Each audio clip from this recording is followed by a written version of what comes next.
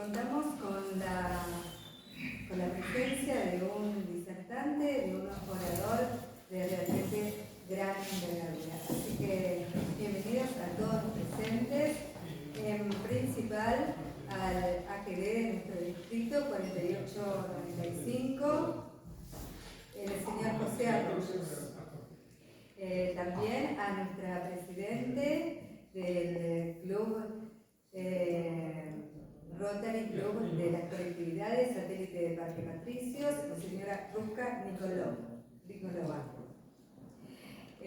Y por supuesto al señor que va a dar la charla, que gira en torno al ciclo Las colectividades honran a la patria. Y en este caso va a ser el libertador José de San Martín. ¿Qué quiere saber usted de San Martín? ¿Qué quiere saber usted de San Martín? Se trata del señor Miguel Ángel Martínez. Damos por comienzo entonces.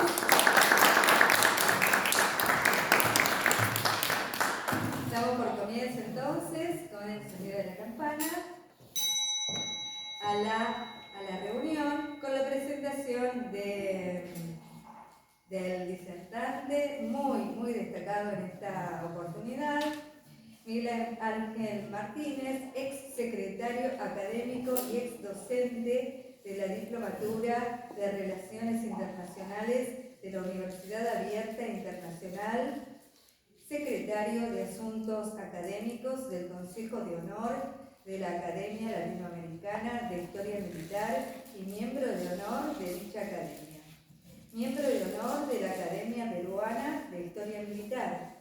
Premio General San Martín del Instituto Nacional Sanmartiniano 1977. Del Liceo Militar General San Martín.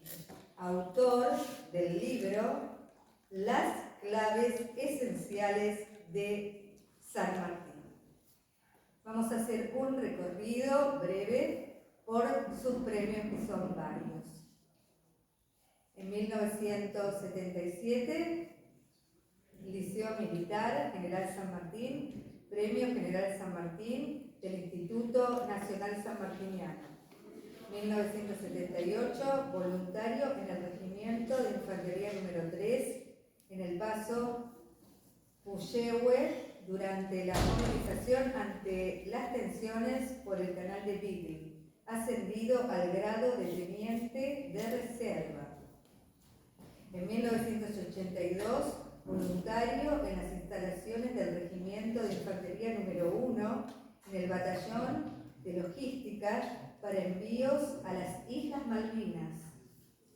En el 2000, premio a ACUM, Asociación Coleccionista de Militaría, categoría numismática. Y en la Asociación Sanmartiniana es en 2022 miembro de la Orden Legión Gran Mariscal Luz Uriaga del Perú. En 2022 miembro del Consejo de Honor de la Orden Legión Gran Mariscal Luz Uriaga del Perú. En 2022, miembro de honor de la Academia Peruana de Historia Militar. En 2023, miembro de honor de la Academia Latinoamericana de Historia Militar. En 2023, secretario de Asuntos Académicos del Consejo de Honor de la Academia Latinoamericana de Historia Militar. Tiene jornadas diversas y abiertas en la Universidad Abierta Latinoamericana, varias, entre las cuales destacamos la 70 Mesa de Diálogo e Integración Curricular, la cuestión Malvinas, lo político, lo jurídico, lo humano. Logia Lautaro, San Martín y Sociedades Secretas en el marco de las RRLL, visita de la sede de la Masonería Argentina con alumnos de la UAL y UBA 2019. Por supuesto, también participación en congresos y jornadas como asistente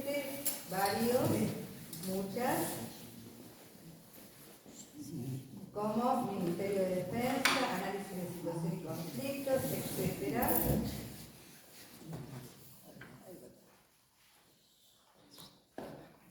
Habilidades e intereses también diversos, y como su trayectoria laboral es empresario en la organización Los Andes SRL, que es un estudio contable. Así que, como verán, contamos con una gran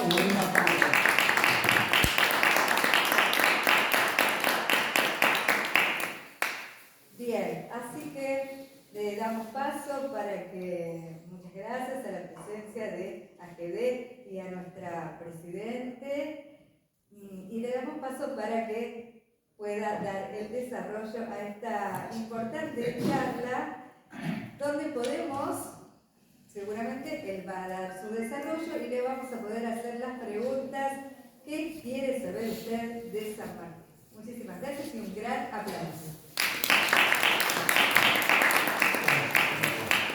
Bueno, gracias a usted, Presidenta, por la invitación que me ha realizado el curso, querido amigo de AGD, que nos visita también en el club, y a la iniciativa del Rotary acá, de las colectividades, que lo que busca siempre es integrar, ¿no? Ya con el nombre indica, mejorar la sociedad, fusionarnos, aprender y cómo nos enriquecemos unos con otros con las diferentes culturas. Y bueno, entre eso está San Martín, uno de los padres fundadores que tiene la República Argentina, junto con Belgrano, con Güemes y también con Brown, que a veces lo tienen medio olvidado ahora.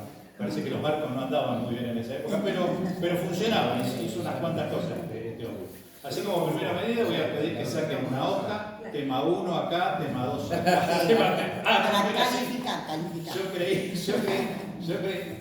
no sé, ¿cómo te parece acá? Así lo vemos de frente. Está bien, me gusta. No soy docente, pero siempre quise decir eso. Saquen una hoja, tema 2, me dieron el pie. Entonces, hoy la idea justamente, como nos comentaba acá Mariel, justamente, perdón. Yo podía venir con algo armado, preparado. Lo que pasa es que es medio aburrido, porque en definitiva siempre gira todo sobre una temática. Cruzó los Andes en un caballo blanco, no mentira, jamás tuvo un caballo blanco. Imagínense en una batalla, el único general con un caballo blanco lo ven de lejos, todos los tiros le iban a ir a él, así que era el caballo con un caballo que tenía esto, la mula. Entonces dije, bueno, a ver, ¿por qué no vamos a hacer un ida y vuelta? Hacemos un conversatorio, un diálogo, independientemente de que yo pueda aportar y que obviamente me imagino que cada uno también pueda aportar algo. Yo no soy el que más sabe, sino el que tenía más tiempo por ahí al cuente como para leer. Entonces, y cada uno tiene un toque, ¿no? Yo tengo un toque que es, bueno, me gusta San Martín, me gusta Belgrano, justamente pues son personas de las cuales hoy día, a pesar de las crisis, la tecnología y demás, tienen valores que tienen mucho que ver no solo con la sociedad argentina, sino también con el funcionamiento de los clubes rotarios, que es lo que busca una mejor sociedad, una mejor integración, hombres y mujeres cabales, de valores. Entonces, podemos encontrar todo eso también arraigado allá y hace tiempo y hace 200 años. Lo que pasa es que a veces hay cosas en la realidad argentina que la gente no las ve. Como curiosidades, por ejemplo, yo puse la bandera de los Andes, que normalmente está colocada, fíjense que para tal está colocada el mástil de una manera distinta. Una de esas curiosidades es que la bandera realmente siempre fue así. Si tienen los celulares a mano, pueden buscar un cuadro de la batalla de Maipú de 1819, o sea, contemporánea, un año después de la batalla, y esta bandera perfectamente, el pintor la describe y la pinta alargada, o sea que acá estaría y así, el escudo avanzado, no en el centro, sino avanzado, como el escudo español de la bandera de hoy, que está avanzado hacia el alto. Entonces, más largo, el tiempo los fue arruinando, se fueron cortando, algunos se llevó algún recuerdo, como pasa con los políticos a veces, que meten una tijerita, y quedó el pedacito chiquitito, que es lo que hoy vemos y que está en el templete en la ciudad de Mendoza. Pero eso tiene una historia muy particular. San Martín, es verdad, hace curar la bandera, cruza con esa bandera, la primera bandera independiente de América, porque éramos en 1816 el único país que había declarado, como corresponde a buen argentino, hacerlo en 1816 era la peor burrada que se le puede ocurrir a uno. Y en 1816 la Argentina se declara libre e independiente de las provincias de Sudamérica, directamente nosotros hacemos todo a lo grande. ¿Por qué? Porque si uno analiza el contexto de 1816, era el peor momento. Los españoles o peninsulares habían tomado otra vez toda la parte de Venezuela, Colombia, venían victoria tras victoria, habían recuperado Chile. Chile había sido independiente en septiembre de 1810, pero el virrey Abascal, Fernando Abascal, un virrey muy eficiente, logra recuperar y destruir a las tropas americanas, independencistas, que con Rancagua, la derrota en 1814 de la derrota, cruzan a refugiarse en Mendoza. Por lo tanto, todo el concierto internacional sudamericano es que lo único que faltaba que cayera era el Río de la Plata. ¿Por qué? Porque para 1814 Montevideo también estaba en manos de los españoles. O sea que los únicos chicos rebeldes que había para 1816 éramos los argentinos. Y en ese momento nosotros decidimos declarar la independencia. No habiendo una bandera todavía formal, San Martín entonces adopta aquello que cuando estuvo tomando un cafecito con Belgrano, allá en el norte, le dijo, mira, yo hice esta bandera, está el cuadro de Carbonier, que si lo pueden buscar, es el Belgrano ese sentado de civil, y acá abajo ustedes tienen una escena de batalla. Belgrano le dijo al pintor cómo era la batalla, más o menos, y ahí hay 3 banderas perfectamente definidas en 2 bandas, una celeste, no en 3, ¿eh? 2 bandas. O sea que la bandera original de Belgrano tiene que ser en 2 bandas, porque él se lo dijo al autor, no lo hizo en Inglaterra, no sabía. Con esa base, San Martín hace esta bandera y le aplica el escudo de la Asamblea del año 13 y los detalles de la montaña por su ubicación geográfica, porque es la bandera de una unidad militar, que es la bandera del Ejército de los Andes. No se olviden que para esa época estaba el Ejército de los Andes hablando de San Martín, el Ejército del Norte hablando de Belgrano, que tenía diversas banderas, y las del Uruguay, las tropas que estaban en la banda oriental, cercando a Montevideo, eran 3 ejércitos de operaciones en el mismo momento. El de los Andes era uno, y claro, todos los generales pedían plata, y todos los generales pedían tropas, pero la caja no daba para todo, entonces había que racionar, un poquito para el norte, un poquito para el Uruguay, un poquito para el ejército de los Andes, entonces a veces uno queda como focalizado solo en que el tema era que no se le quería dar plata, no había recursos. Lo que pasa es que no era solo para el ejército, era para todo un frente muy amplio que abarcaba lo naval, porque los barcos había que mantenerlos, lo terrestre, en Montevideo, en Uruguay, los del norte con Belgrano, Rondó, y los de los Andes, que es San Martín. Y San Martín, para llorar, era magnífico. Lloraba, nunca le alcanzaba la plata, siempre, mándame más. Y después Reol dice, ya no tengo más chequera, ya no sé qué firmar. Y en una de las cartas le dice, mire, le mando los 3 clarines que me pidió, le mando los sables, como este modelo, ya que estamos hablando de los sables, que este es uno de la época, este es un sable de la época, dice, le mandé los sables que tenía, ¿sí? Y no le voy a, mándeme un charque, un poco de charque, porque ya no tengo ni para comer, y si sigo firmando voy a aparecer colgado de los tirantes del cabildo, ¿sí? Porque los que prestaban plata quieren cobrar. ¿Qué característica tiene? ¿Por qué se elige este sable que parece tan común? Es que si ustedes se fijan, la punta es más ancha que el resto de la hoja. Sarmiento, cuando está visitándolo en 1846 en Boulogne-sur-Mer, dice, y ahí conocí arriba de la chimenea, tenía el famoso sable latón.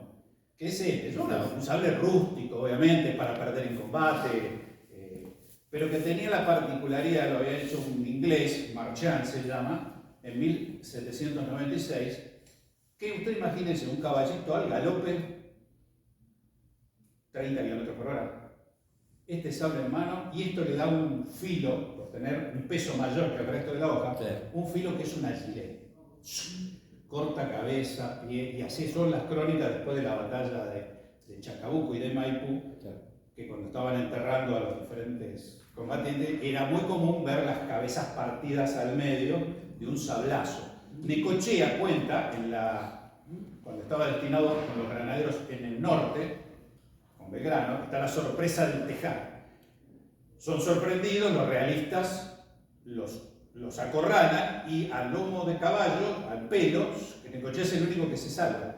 Y él cuenta en su memoria que con este sable pasó. La impresión que le causó, dice, pasó a galope con un realista enfrente y le partió la cabeza hasta el tuétano. O sea, le dio un sablazo tan grande que lo partió hasta la nuca, lo dejó degollado, y tal fue la impresión que le causó que lo nombra en su memoria. Un hombre que Necochea es, se puede decir algo así como el héroe romántico, el Coster de los norteamericanos, del séptimo de caballería. Era el romántico, el enamoradizo, estaba en todas las batallas. Acá no lo registramos mucho porque después él va a morir y va a quedar haciendo servicio en el Perú y es gran mariscal del ejército de Bolívar y después del ejército peruano. De hecho, han querido retraer sus restos, pero ha tenido tanto éxito en esa zona que se negaron a devolverlo, como si han devuelto otros hombres. Entonces, volviendo a la bandera de los Andes como curiosidad, cruza los Andes y la bandera queda en Santiago de Chile, no hace la campaña del Perú. A pesar de que los cuadros lo ven a San Martín bajando del barco en Paracas con una bandera. No, nunca estuvo. Eso son ideas del artista. No estuvo. Años después, un par de años después, va a haber un regimiento en el Perú, formado por gente del Río de la Plata, que se va a llamar así, el Regimiento Río de la Plata, formado por lo que antes había sido el Ejército de los Andes, pues se fue disgregando con todas las campañas, el ejército se fue desorganizando. Las bajas había que cubrirlas, las cubrían con chilenos, con peruanos, con bolivianos, con lo que iban encontrando. Se ponían el uniforme, más o menos lo que quedaba, y es una de las dos banderas que van a cubrir el féretro de San Martín cuando sus restos son repatriados. Van a cruzar la bandera de los Andes y van a colocar la del Regimiento Río de la Plata que tuvo en el Perú. Después de ciertas negociaciones internacionales, Santiago de Chile devuelve esta bandera que hoy vemos en el templete. 1862, terrible temblor de tierra en Mendoza, destruye la ciudad y desaparece la bandera. Imagínense, saqueo, ciudad destruida, totalmente. Bueno, uno se va a Mendoza y muestran la parte de la iglesia derrumbada, que todavía está. Y se perdió. Durante un montón de años se perdió, hasta que un buen hombre que era de Mendoza, que hacía negocios con Bahía Blanca, decide cruzar la cordillera para hacer negocios del lado del otro y para en un puesto en la montaña, en la altura, para pernoctar, para continuar. Y bueno, se acomoda, hacía frío, le dan un lugar para tirarse. Tenía unas bolsas que le pusieron de almohada, no estaba cómodo el hombre. Entonces decía, a ver, la abre. No hace más que abrir y se encuentra la bandera de los Andes, las dos banderas españolas que están ahí en el templete, las reconoce, entonces va al posadero y le dice, mire, se las quiero comprar, no, déjela, el posadero se ve que no la tenía muy clara, él da aviso a las autoridades y las autoridades van y le compran al posadero, me imagino de la mejor y más elegantemente posible, le compraron esas banderas y no se hubiesen perdido para la historia. Estamos haciendo de almohadón y de relleno en un puesto de avanzada. O sea, se ve que en el robo quizás lo quisieron llevar a Chile, se perdió en el camino, pero el posadero ni siquiera sabía que tenía un relleno de la bandera de los Andes por el temblor. Y así es que así llegó a lo que hoy vemos en Mendoza, por ejemplo. Es una de esas curiosidades que poco el mundo conoce y que le dan el color a la historia, si no sería una cosa aburrida la historia si hablamos solo de la parte de bronce. Claro. Esta es una de las curiosidades de la digo, en relación a la bandera del sable. Bueno, este es el sable que ustedes ya conocen, es un corvo, él hizo uno para su colegio, ¿sí? Respeta las normas y las dimensiones del original. Tiene una característica también que se llama shamir, que es de origen persa, que quiere decir uña de león, porque si uno saca el sable, el bueno sale rápido, pero como este está guardado. Ahí está. Fíjense que tiene como si fuera la garra del león, la uña. Entonces es un modelo persa, obviamente, engarzado y armado en Inglaterra según los estándares de la época, porque uno puede ver a Napoleón en el cuadro de David cruzando los Alpes y tiene uno igual. Y un Francisco Miranda, los cuadros de Francisco Miranda, y tiene también un sable con esta empuñadura. Era lo que estaba de moda en esa época, principalmente entre las tropas inglesas. De ahí que algunos dicen, tenía un sable San Martín que agente inglés, porque tenía un sable. Claro. O sea, yo a esa gente le digo, como primer rebate a la historia, bueno, supongamos que San Martín era agente inglés, ese mismo criterio lo aplicamos, George Washington es agente español. Claro, cuando digo eso se ríe. ¿Y por qué no? Si George Washington recibió 12.000 soldados españoles para luchar de su lado, recibió barcos que le dio Carlos III, le recibió dinero, entre ellos, bueno, Francisco Miranda, que estaba en el ejército español, del lado de los norteamericanos, ahí donde se inspira en esto de la República. Este invento norteamericano de la República para la época era un acto subversivo. ¿Cómo un país se va a dar algo que se llama nos constituimos? Acordamos el pueblo. Fíjense ustedes la particularidad. La Constitución americana dice nosotros el pueblo. La nuestra dice nosotros los representantes del pueblo. Ya metimos ahí unos políticos en el medio que no son parte del pueblo, los representantes son. Ya arrancamos distinta en la redacción. Copiamos, pero le damos ese toque criollo muy particular. En otra parte de la Constitución de Estados Unidos alega los derechos a la felicidad, los derechos del hombre a vivir y mejorar. Eso no le pertenecía al rey. Son los locos estos republicanos. Es una cosa que ellos no entendían. Miranda y todos los que van después a Estados Unidos se van embuyendo de ese concepto de república que no era muy claro. Fíjese, 1776 es Estados Unidos, pero la Revolución Francesa es 1792. ¿No? Y salen con algo muy parecido. ¿Quién era el embajador en París al momento de la Revolución Francesa? Benjamin Franklin, que estaba tratando de exponer sus ideas de este nuevo modelo administrativo que no era monárquico, era una república. Ni tampoco era el inglés, que con su famosa revolución de la felicidad que habían hecho ellos, donde acorralaron al rey y le pusieron las cortes para controlarlo. Era el modelo exitoso. El rey gobernaba, pero gobernaba también las cámaras que lo controlan, la Cámara de los Lores, la Cámara de los Comunes. Era una cosa de mucha convulsión interna en ese momento. Entonces San Martín era agente inglés, como George Washington podía ser agente español. Era el único lugar donde George Washington podía recurrir con dinero para luchar contra el imperio inglés.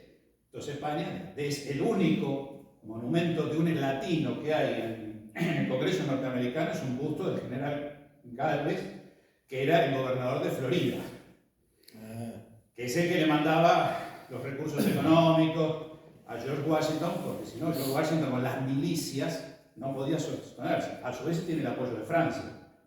Es así, en las películas lo ponen. O sea, que es mejor, suena más lindo la marsellesa, pero como España puso plata, los franceses también pusieron para pegarle ¿a quién? A Gran Bretaña y debilitarla política y militarmente. Entonces uno ve el Patriota, la película Patriota con Mel Gibson, pero está solo el apoyo francés, las Froles de Lis, el que tiene un problema en la mano, ¿viste? Que es el general francés, es decir, pero no, ni un gallego. Pero ni un gallego, claro, le tenía que dar explicaciones a los mexicanos. Entonces, che, ustedes son independientes porque de acá nosotros les mandamos. No, mejor con lo del Sono Sur, no. Es mejor el perfume francés, Napoleón, la marsellesa. Entonces la historia, ¿viste? Tiene sus idas y vueltas. Como curiosidad, ¿no? Esto es lo que hace a los dos sables que traje acá, y este es el que se usa ahora, que se llama el sable de granaderos, pero que no es de granaderos, es el sable tradicional de la caballería del ejército argentino de la época del general Michieli, que manda a hacer estos sables totalmente distintos, uno de los mejores del mundo, por otro lado, muy buscado por ¿Este es el actual? Claro, sí, es el de 1898, no se fabrica más.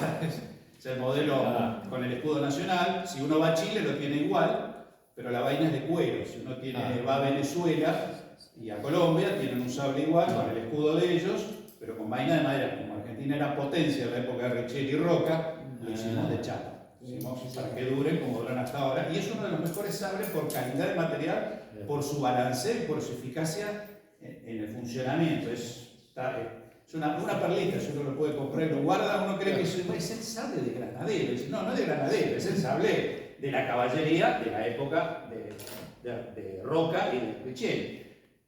Ahí, esto es una anécdota aparte que siempre dice, no, el ejército argentino está con los nazis. Porque, a ver, desde la época de Richelieu vienen con los alemanes, pero no nosotros. Ayer fue el aniversario de Bernardo O'Higgins, el cumpleaños. Vean el ejército chileno, cascos alemanes, vean el de Venezuela, vean el de Colombia. Lo que pasa es que Alemania fue un país que fue imperio pero tardío, a diferencia de Inglaterra o Francia. Entonces no tenía colonias de donde recaudar fondos para enriquecer a Alemania. Entonces lo que hace son acuerdos. Necesitan materia prima por tecnología. Entonces aparece el cañón Krupp, modelo argentino, el sable Mauser 1909, modelo argentino. Entonces yo los dejo fabricar a ustedes parte del armamento, mientras que los ingleses decían, pero los americanos dicen, no, yo te lo vendo entregado.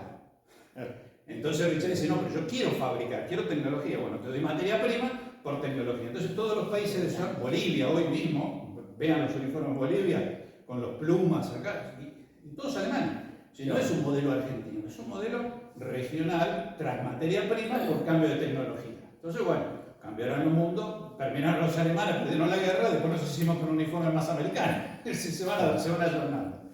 Hoy justamente, perdón, hiciste el aniversario, hoy es el Día del Padre en la zona de Cuyo. ¿Por qué? Porque hoy nace Mercedes Tomasa, única hija de San Martín. Hoy, justamente. Entonces se cumple un nuevo aniversario. Y bueno, hay una legislación en Cuyo que tiene que ver con nombrar a partir de esto, que ellos ya lo aprobaron por ley, a nivel nacional, que el Día del Padre pasa a ser un día 24, como es hoy. Hay todo un proyecto de ley que el Congreso obviamente no le ha dado bolilla, pero sí en la región de Cuyo, hoy es el Día del Padre y quieren que se haga en todo lado que no se use la fecha comercial, normalmente en junio. A mí me conviene porque justo me cae el Día del Padre y el cumpleaños todos juntos. Así que espero que lo cambien. Si no me la arrugan con solo regalo. Entonces recordamos hoy también, aprovechando la reunión, recordamos hoy a Mercedita, su única hija, porque si bien un año después queda embarazada, Remedios, pero tiene un aborto debido al avance de su tuberculosis, que ¿no? Si no hubiese tenido un hermanito o hermanita no se sabe. Pero bueno, son cosas de la vida que a San Martín le pasan como cualquier otro. Esto es un poco como carácter de introducción a diferentes temas que vimos. Sables, vimos la bandera, vimos curiosidades. Ahora, ustedes, por ejemplo, ¿cuáles son aquellos temas que les interesan? Porque por ahí no hablo de lo que me gusta a mí, yo no vengo a hablar de lo que me gusta a mí para torturarlo. El tema es qué les gusta a ustedes, qué curiosidades tienen. Como buena mujer, los romances. Los romances son atrapantes. Que no te agarre. Para él. Que no te agarre alguna historiadora profundamente sanmartiniana, porque San Martín obviamente no ha tenido romances nunca jamás, ni los volverá a tener. Lo que pasa tuvo sus novios, yo digo, a ver. Pero como que tenía trascendidos, hermanos trascendidos. Ahí formalmente se ve que San Martín ha sido un hombre sumamente discreto en su vida íntima y era muy cerrado y no quería que las cosas trascendieran. Entonces imagínense una cosa. San Martín se va con 6 años, viene con 34. ¿Qué pasó en el medio? Si uno revisa Mitre, pone 94, 95 páginas.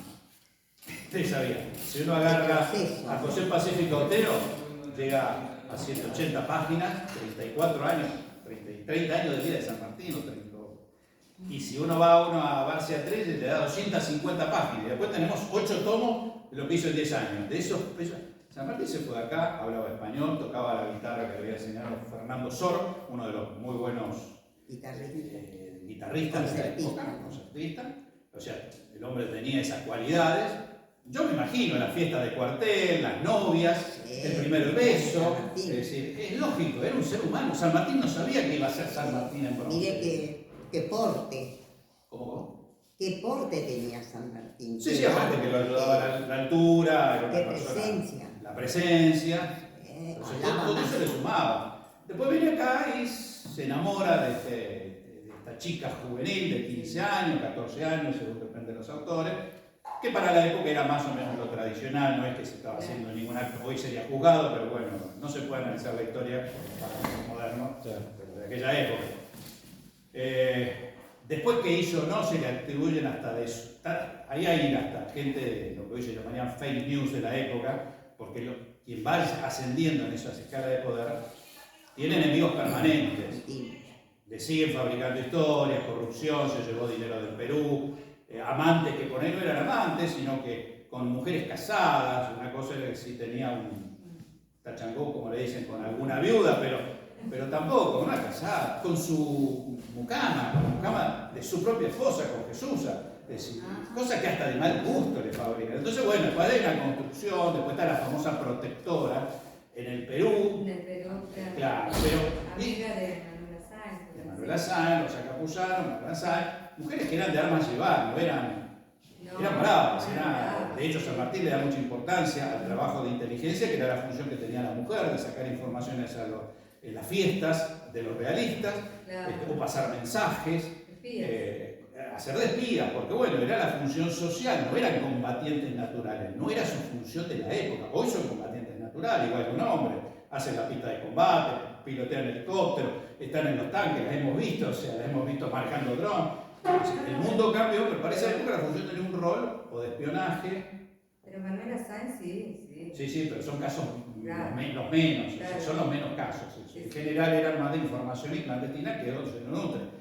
El título de la protectora le va a surgir 50 años después en tradiciones peruanas. En la época no se la conocía, o sea, era una más del staff de las tantas mujeres que estaban dando vuelta alrededor de San Martín, el famoso que llega, entra a Lima y aparece una doncella que no se especifica quién es, y le entrega una corona de laureles en oro al libertador.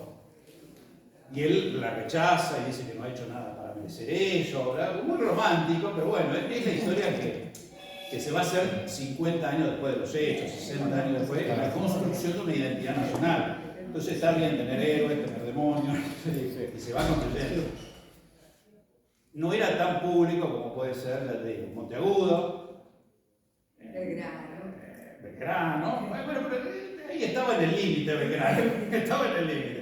Pero escandalosamente, bueno, tenemos Monteagudo, tenemos Necochea, el hombre de los ojos celestes y de 14 lanzazos, es un tipo que sobrevivió en milagro, que era sobrevivido con tantos golpes. Le quiero, divino lo que nos está contando, le quiero hacer una pregunta, le hablo desde mi rol, yo soy psicóloga. Ajá. Y me encanta conocer lo que está detrás del telón, porque, ¿sabes por qué? Para desmitificarlo, no porque para mí la figura de San Martín es un gran prócer y es un ejemplo de vida, pero es un ser humano. Desmistificarlo. ¿Cómo era la mamá de San Martín? Porque a partir de la madre de San Martín, él va a elegir mujer, desde lo profundo de él, porque es el primer modelo que tiene. Si tuvo madre o persona sustituta, o persona que puede ser una madre sustituta, va a elegir pareja. ¿Por qué? Porque la mujer representa, su mamá, el primer modelo de mujer, como el padre, el primer modelo de hombre para la mujer, en lo general. Por eso le pregunto, ¿cómo era la madre? Ya que está abierto a qué. Claro, a partir de elegir la mujer, nos damos cuenta de la madre. Bien, bueno, usted dijo que elegía chicas jóvenes. Él tenía Era estándar. No dije que elegía así. Yo había entendido, perdóneme. Los casamientos de esas diferencias de edades eran muy comunes en la época. Sí. No es que San Martín la eligió por era muy común. De hecho, ella estaba comprometida con otra persona. Buscar papá. Era la alianza. Las mujeres y los hombres en esa época, no te olvides que vivían 50 años, promedio. Entonces se casaban a los 15, 16, cuando la mujer ya puede procrear de alguna manera. Y eran asociaciones de negocios también. Yo tengo 3 vacas, vos tenés otras 3, ya tenemos, si nos juntamos son 6 vacas, como decía mi abuela, el amor va a venir con los años. Claro. Después vamos viendo. Desde ahí, claro. Entonces así es desde los romanos. Después el cristianismo y el catolicismo sobre todo le va a dar un marco mucho más ético, moral. Entramos a la época de los románticos, escritores románticos, pero bueno, eso ya es contar sobre la mamá. Pero la mamá hay poco, o sea, ni el papá y ya me parecía, no hay nada, prácticamente no hay nada. Padres, claro. Digamos, nada que haya trascendido en la historia. Se lo conoce como militar, todos los hijos de Juan de San Martín salieron todos militares. Elena, que es la única mujer que tiene como hermana San Martín, digamos, va a hacerse cargo de la madre, porque todos los hermanos de San Martín, como San Martín, quedaron dispersos en diferentes regimientos. No te olvides que San Martín entra a los 12 años, o sea, se va de acá a 6. Adolescente. Y a los 12 ya estaba combatiendo en el norte de África como explorador. Entonces, nunca más va a tener, sí era una persona, a ver, sí lo que se sabe, una persona muy religiosa, muy dentro de los estándares de la mujer de la época, española de por sí, o sea, no podía ser otra cosa, no podía ser otra religión porque no estaría bien visto ni era permitido, no tenía ni dónde enterrarse dentro de la España imperial. Eran todos enterrados, si eran protestantes, o los ingleses, o los franceses, o que sea, eran enterrados en terreno santo, entonces no estaba bien visto. Lo dice Guido inclusive, cuando San Martín le pregunta ¿cómo vale, dice esto, el comportamiento de la iglesia en Buenos Aires? Y Guido le dice, bueno, ya se imaginará, le habrán llegado noticias de la cantidad de divorcios que hemos tenido y de la persecución que hay de los no católicos. Y había esos casamientos mixtos entre, por ejemplo, comerciantes ingleses y mujeres de Buenos Aires católicas, y que al poco tiempo entraban en crisis y tenían que separar por las peleas familiares y religiosas entre uno y otro. O sea, está escrito entre Guido y San Martín en carta privada. Era un marco, entonces no hay mucho más de ella, no se conoce, la madre murió en 1814, se entera San Martín cuando está haciendo el ejército de los Andes por correspondencia de los viajeros que le mandan a decir. El otro hermano, el que deja de herencia, descendencia, es el de Filipinas, que muere, dejando 2 hijos varones, que es donde hay una descendencia, pero que se ha perdido, ya no existe, no se sabe ni dónde, ni cómo, ni de quiénes son, más allá de alguna foto que puedan dar dando vuelta, no hay. Los otros 2 hermanos, uno muere joven, Rufino, que es con el que él se llevaba muy bien con Rufino, y con Elena. Y con el otro, con Manucho, con Manuel, que pasa a ser, está dentro de esa lucha, de esa guerra civil que tenía España, está dentro de los realistas absolutistas, porque había varios segmentos. Entonces San Martín era un liberal, republicano, como lo dice él, por preferencia, pero había adoptado que para América vio el contexto y prefería una monarquía constitucional como paso previo quizás a la república, un poco lo que hizo Brasil, ¿no? Fue primero un rey, después fue el emperador de Brasil, y después ellos tienen una revolución, se hace constitucional y después se convierte en la República Federativa de Brasil. Hay un proceso de acomodamiento de la sociedad. Entonces San Martín ve la sociedad y dice, con analfabetismo al nivel que hay en América. Si bien había universidades, ojo, lo que pasa es que eran temas muy puntuales y muy selectivos. No es que España no se preocupó. Tuvo universidades antes que la de Harvard, que es la primera universidad hecha en Estados Unidos, recomendando el gobernador de Pensilvania al rey que no se abrieran universidades en Estados Unidos, en las colonias, porque eso les iba a traer problemas. Ya para ese entonces España había abierto en América la de Charcas, la de Lima, San Marcos, otra en Colombia. O sea, nos consideraban como españoles, pero eran temas más bien de las leyes, la clerical, la teología, ninguna materia que fuera pesada. Esas se estudiaban en España. Entonces, la sociedad era muy pacata en el manejo de las mujeres, no sabían ni leer ni escribir. Claro. Esa es la realidad. En esa época, no quiere decir que no podían pensar y rosqueaban y poroteaban en los entornos, siempre desde atrás. Si no, pregúntenle a los hermanos. Pudo haber sido su hermana, por ejemplo. ¿Cómo? La hermana pudo haber sido el referente. No, porque se fue a los 12 años.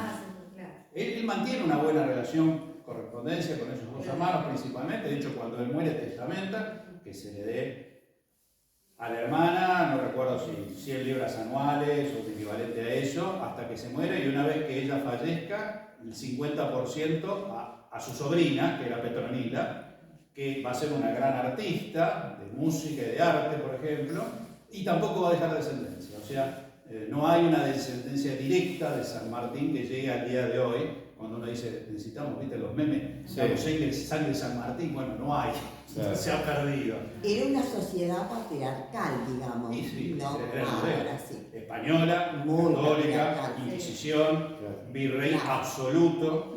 Entonces, así funcionaba la España y así fue la causa que descompuso el sistema español. Yo estando en España, hablando de Fernando VII, después me dice, este hombre dice que nos ha complicado la vida, dice, no se moría nunca y el día que se murió le dejó una reina, justo ellos que tenían la legislación de que tiene que ser hombre para ser rey, lo cual lleva al conflicto de la guerra carlista, muerto Fernando VII, y ahí empieza la debacle del sistema español durante más de 100 años prácticamente, hasta Franco. que fue toda en decadencia, la pérdida de todas sus colonias, sus vínculos, fue perdiendo todo. Arrancó con Fernando VII y no paró más. Un rey, que fue uno de los motivos por los cuales San Martín decide retirarse del ejército, porque se retira como corresponde según los reglamentos y estatutos de la ley militar española. Qué modelo. Porque dice, yo tengo una familia corrupta, son degenerados, el rey que yo pretendo que suma, dice, festeja las victorias de Napoleón contra el ejército español. Es una locura. Tiene razón, es una locura. Dice, no, bueno, entonces vamos a seguir con estos cambios, a lo mejor en América se puede dar otro caldo de cultivo, mientras que los hermanos no, es decir, los dos hermanos se quedaron en España, la hermana se quedó a cargo de la madre, y el otro estaba en Filipinas y se murió cuando él era protector del Perú. Él se conoce como libertador de Chile Y Perú. Bolivia. No. ¿Cómo es? Chile y Perú. Argentina, Chile y Perú. Pero Perú, ¿cómo es? Llega a ser, porque hay un monumento, pero llega a ser completamente de Perú, porque también se le atribuye eso a Bolivia. Lo comparte con Bolivia. Es compartida.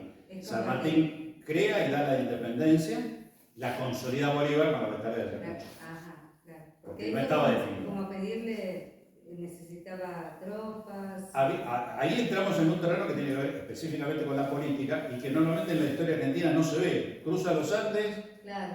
vence en Chacabuco y después medio como que, sí, hizo el Perú. O sea, ¿cómo comenzó a ser libertador? Él lo que hace es, ¿por qué dice? En Argentina tiene una sola batalla que es San Lorenzo. Sí. No quería ir al norte a reemplazar a Belgrano. No. Hablemos, estaba de conforme, lo vemos en el Santo de la Espada, que le da un beso a Marcelita del Carruaje, y dice, voy, pero no estaba muy convencido, porque ya él tenía información de que esa zona era complicada y que no era el camino correcto. Pero bueno, cumplió la orden, era militar y fue. Con la victoria y el desplazamiento de los realistas, protege el flanco de la cordillera de una posible invasión que iba a entrar de Chile hacia el lado de las Provincias Unidas. No se olviden que estaban los realistas de los de Chile para esa época. Entonces, maniobra elemental, si los españoles bajan del norte, Tarija, Jujuy, que fue el éxodo jujeño, Jujuy, Salta, Tucumán, Córdoba, que es lo que le dicen a Belgrano, replieguese hasta Córdoba, y gracias al éxodo jujeño, él desobedece, para en Tucumán, claro, y le hace la contraofensiva. Y ahí lo ayuda un poco a Belgrano. Sí, Claro. o sea, entre los dos se llevan bárbaro. Sí. Entonces, esa maniobra descendiendo de allá, más la de Chile cruzando por Santiago hacia Mendoza, eran dos líneas que venían hacia acá, y a eso agregarle ¿qué? Un tercer frente. Montevideo, que estaba en manos de los realistas, y que una flota, que es la que después va a ir a Venezuela, originalmente iba a venir a Montevideo, el general Morillo, Calígula, nombre clave entre los espías era Calígula, esa flota iba a venir al Río de la Plata. Entonces, una columna que avanzaba al norte, la de cruce de los Andes, más Calígula y Morillo desembarcando en Montevideo, asfixiaba lo que eran los levantamientos de Buenos Aires y el Río de la Plata. El al cruzar y vencer frena esa posibilidad. Güemes y Belgrano contienen con Salta y Tucumán el avance del norte. Entonces ahí es como que no volvieron a avanzar, avanzaban un poquito y retrocedían. Y después se va a limitar en una línea fluctuante entre Salta, Tucumán, Jujuy, y no, cada vez que avanzaban nosotros hacia el norte, hacia Tarija, vencían ellos. Cada vez que ellos bajaban, se los va conteniendo y ya Chile ahora ya estaba independiente. Entonces él va a crear, y él, el cuadro muy grande de San Martín en el Museo Histórico, que dice, presenció, yo cuando vi esto, como presenció la independencia de Chile, ¿sabes cómo se lo puso a la vena? ¿Cómo presenció? Claro, cuando yo vi el cuadro me encantó, dije, mira, qué grande, San Martín, porque era un cuadro muy grande.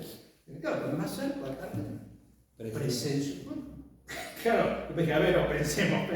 Y hay razón, el director supremo era Bernardo Higgins, él era el jefe del ejército. La independencia y la declaración de independencia se la da Bernardo Higgins y el Senado que se había conformado, pero atrás de eso estaban las bayonetas del ejército de los Andes.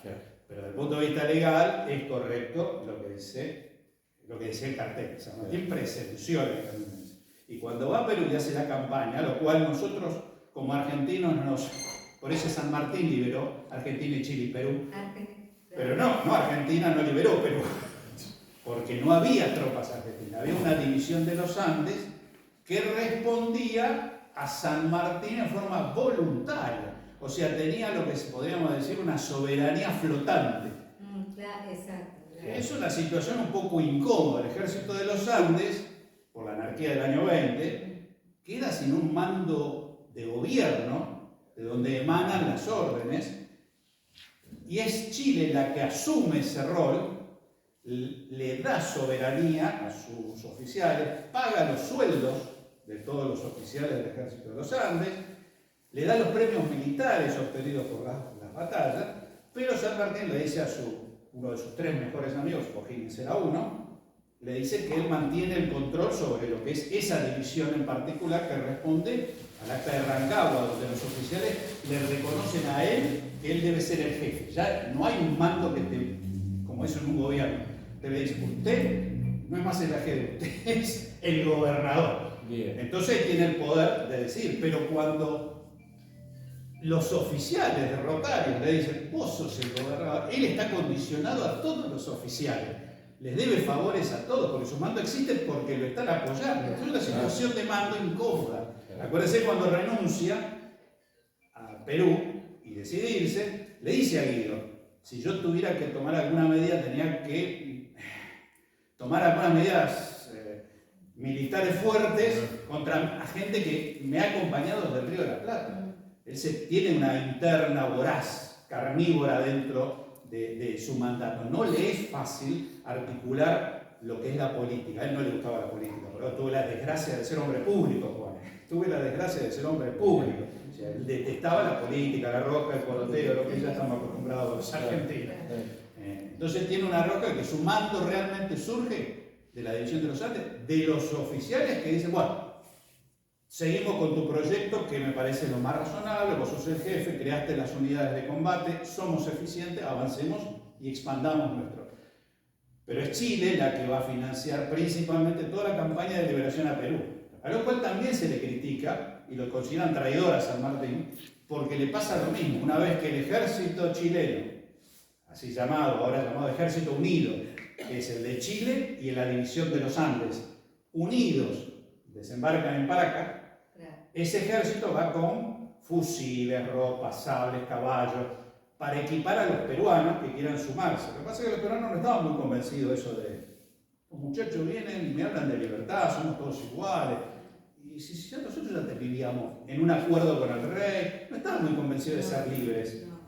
Entonces de ahí San Martín se encuentra en la encrucijada de que tiene que rearmar ejércitos con los esclavos que se van sumando, con algunas partes de la sociedad alta de Perú. Le va costando meter la idea de libertad, pero también se va mezclando y desgranando ese ejército unido, porque se empiezan a mezclar peruanos, colombianos, a medida que te va para el norte, ecuatorianos, cada uno con sus intereses particulares en cada una de las regiones y con sus pasiones particulares de cada región. Entonces el ejército es una gran federación de Naciones Unidas, sin ser naciones todavía, estaban espianizando. Entonces es difícil el articular todos esos intereses entre los peruanos que no se llevaban bien con los colombianos, estar mezclado con ellos, empiezan a jugar espacios de poder dentro de la misma interna de las Fuerzas Armadas. Entonces los chilenos dicen, San Martín, el sector duro de Chile, le dice, San Martín quiso quedarse con el ejército, hacer lo mismo que hizo con el de los Andes. Se quiere quedar con el ejército chileno que está en operaciones en Perú. Entonces, Cochrane mete ficha en contra de San Martín porque San Martín no lo dejaba saquear con mano libre. Y él quería saquear. Pero en parte lo creen, los chilenos lo creen de buena fe porque, y sí, el ejército se está desgranando, se está mezclando, aparecen nuevos regimientos mezclados chilenos, argentinos, por eso en Ayacucho es una mezcolanza de naciones latinoamericanas, sudamericanas. De hecho, en la batalla de Ayacucho, de 20.000 soldados que combaten, españoles realistas peninsulares hay no más de 2.000. El resto son todos americanos, o realistas o independencistas, pero eran todos americanos. Algunos todavía decían, me conviene estar con el rey, americano. Iriarte era español, Arenales era español. nacido en España, pero estaban del lado nuestro. Sí. Y Di Goyeneche era americano y estaba del otro lado. Y así tenemos otros del otro sector. Entonces era una cosa bastante compleja para administrar. Acá hay una pregunta. Ay, perdón. Sí, acá. Sí, bueno, no, después le iba a hacer. Sí, No, porque me distraigo. Dos preguntas. Ahí está. El principio y el fin. Primero, porque se tergiversa mucho en lo que es en Internet hoy en día, con respecto a San Martín cuando da sus comienzos en el ejército. Él comienza o da su primer batalla al bautismo de fuego, lo que comúnmente se lo conoce, a los 12. Sí. Pero él nunca pelea contra Napoleón. Él tiene 3 batallas. Es decir, Contra contra Napoleón persona. Napoleón directamente. Claro. No, con Dupont en Bailén. Con Dupont. Claro. En Bailén. Es ahí cuando él ya es teniente, él ya es teniente coronel. A los 12. No, eso es en África, en 1798 más o menos. Digamos, yo no soy de poner tantas fechas, sino el marco, sino está todo en internet, busque cuando peleó la primera batalla y fue en el norte de África. Él va a pasar mucho tiempo. En Bailén ya va a ser un capitán, porque los españoles tienen varios grados, vos podés ser. Nunca dejó de cobrar como capitán, o sea, ese era uno de los problemas, que nunca tenía plata el gobierno español para pagar el grado. Entonces vos podías ser coronel vivo, teniente coronel vivo, quiere decir que para ellos el teniente coronel vivo es que vos tenías el cargo, la jineta y tenías la tropa, y cobrabas como teniente coronel. Fíjese que San Martín dice teniente coronel agregado en su hoja de servicio, o sea, cobraba como capitán. Le dieron el título de teniente coronel, pero no tenía mando, y por lo tanto no podía cobrar. Entonces estaba agregado a un regimiento, que es el de Caballería de Borbón, al cual nunca se presentó, porque le dieron y nunca se presentó a trabajar, porque ahí pidió el retiro y se vio, para que pudiera cobrar por lo menos el sueldo de capitán. O sea que él seguía frenado, sus ascensos seguían siendo frenados. Nunca, como ese Sarmiento, fue ascendido en el campo de batalla. Pues Sarmiento es brillante, pero era político. Claro, su última batalla fue de Waterloo. No, Bailén. Bailén. Claro. Ahí sí recibe una medalla. Claro, ahí recibe una medalla. Ahí está la crónica de que el viejo general Bereford, que estuvo en las invasiones inglesas acá, efectivo, los ingleses ahí se llevaban. España tuvo un momento que se alió con Francia y en otro momento se alió con Inglaterra porque era un país que estaba a la deriva. Después de después de Trafalgar, en 1804, España pierde toda la flota. O sea, era un imperio mundial sin flota. No tenía como nada. Entonces dicen, no, porque los que acompañaron a San Martín salieron clandestinos, vinieron amparados por los ingleses, ¿viste? Toda una cosa conspiranoica. Es que no había otra manera de viajar si no era a través de los barcos ingleses, no había otra. Si uno quería venir a América era a través de Londres. Y lo que hizo San Martín, lo que hizo San Piola, lo que hicieron todo era la única manera, si no había flota. Tenían 4 barcos de porquería. Después fue armando algo, pero nunca volvió a tener, después de Trafalgar, no volvió a tener España una flota digna de defender los derechos y los intereses propios en las otras provincias, como se llaman en las provincias de ultramar. San Martín hizo lo que tenía que hacer. Señora, me quiero retirar. ¿Tenía problema con los españoles? No, porque le está diciendo, me quiero retirar, sin sueldo, a lo cual está la orden de servicio que el que firma, un oficial, recomienda al rey que le acepte porque estaba pidiendo que era sin sueldo, o sea, nos estábamos ahorrando un sueldo, mirá el lío que se metieron. Con uso de uniforme y prerrogativa de grado. O sea, hace 30 años que estoy en el ejército español. Yo no tengo problema con el ejército español. Tengo un problema con el gobierno que está llevando a la ruina a la España. Él como liberal era perseguido, porque todos los liberales eran perseguidos. No se aceptaba esto, la libertad de prensa, libertad de culto, derecho a propiedad privada, que eran las cosas que venían surgiendo en las sociedades con la Revolución Francesa, con la Revolución Norteamericana. El mundo cambiaba. Bolívar es lo mismo. Por eso dice, en definitiva, Bolívar y yo pensábamos hacer lo mismo. Entonces dice, yo no estoy en contra. No se llevaba mal con Bolívar. Había una etiqueta formal de respeto mutuo, porque se vieron 36 horas en Guayaquil, mucha correspondencia, donde San Martín, cuando Bolívar entra en Lima, San Martín desde Mendoza le manda una carta felicitándolo por el ingreso en Lima. Que le dan... ¿Qué pasó en Guayaquil? Bueno, justo eso iba a preguntar en Guayaquil, ¿qué es lo que pasó? ¿Sí? ¿Qué es lo que le dijo? Ahí viene esta. Claro. Uno no va a una fiesta y no lleva regalo para los invitados. Entonces dije, bueno, y encima le voy a manguear. Bolívar, gracias. ¿Qué dijo Bolívar que San Martín? Sí, pero ahora si yo se lo explico lo van a entender que no hay tanto misterio. No hay tanto misterio. Es más la leyenda de Mitre, que crea todo un fantasma de traiciones y de corruptela, que hoy día ya no ningún historiador, digamos, la acepta, pero ha quedado muy impregnado, como que había toda una cosa de traiciones y demás. Bueno, San Martín le lleva la Orden del Sol, que crea él como protector del Perú, algo así como la Legión de Honor francesa, o la de Mérito de Chile, o la de Cincinnati en Estados Unidos, en grado especial, porque la hace de oro con 400 y pico de diamantes. Esta no es así, así que no la miren como una réplica. Es una réplica. Es una Pero réplica. brilla, pero brilla. Claro, se ve que le gustaba, a Bolívar le gustaban los brillantes, porque la otra espada que le regala el Perú, que es la que usan todos los presidentes de Venezuela como regalo protocolar, claro, un amigo mío tiene una réplica, las traigo las dos, y todo el mundo le salta la yugular a Bolívar. Mirá que sale, todo de oro, lleno de brillantes. Mirá la austeridad de nuestros próceres.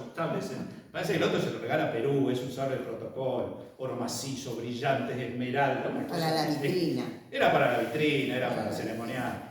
Pero yo traigo los dos y todo el mundo les pega a Bolívar. Pobre hombre. Era complicado, sí, era complicado Bolívar, pero no era mal tipo. Es decir, él era caribeño, era caliente. Sanguíneo, apasionado, bueno, las cartas de amor de él son espectaculares, la carta de Jamaica que hace... Súper fogoso. Sí, entonces, ¿qué le va a hacer? El otro no, el otro San Martín era austero, disciplinado, sencillito, devoto de la Virgen del Codo para sacar un beso. Podemos pasar para que vean, digamos, los que estamos participando. Yo lo podría pasar y así lo ven. No, sí, se lo paso acá a la GD que después Ahí está, lo hago vamos responsable a él, pasando. que se representa. Claro, lo vamos pasando. Lo hacemos antes. Ahí está.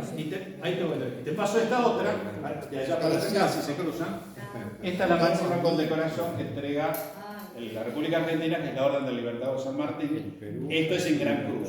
Esto se le entrega a vicepresidente, jefe de Corte Suprema de Justicia, presidente de la Cámara de Senadores, cuando vienen de otros países de visita. En prefectura naval creo que también. ¿Cómo? En prefectura naval. No, esta es la que te da la República, solo a extranjeros. Después las Fuerzas Armadas tienen otras condecoraciones en Gran Cruz, pero no es la de Libertad. La de Libertad se da solo en nombre del gobierno de la República a representantes de otros gobiernos internacionales. Qué interesante. Esta es la miniatura, esta es la que se usa en los uniformes militares, y después hay acá un botón que es el que va prendido en el saco y corbata, se pone acá en el ojal. Quiero hacer una pregunta. Sí.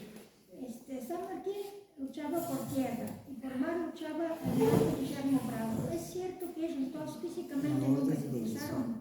Nunca se usaron, no se conocieron.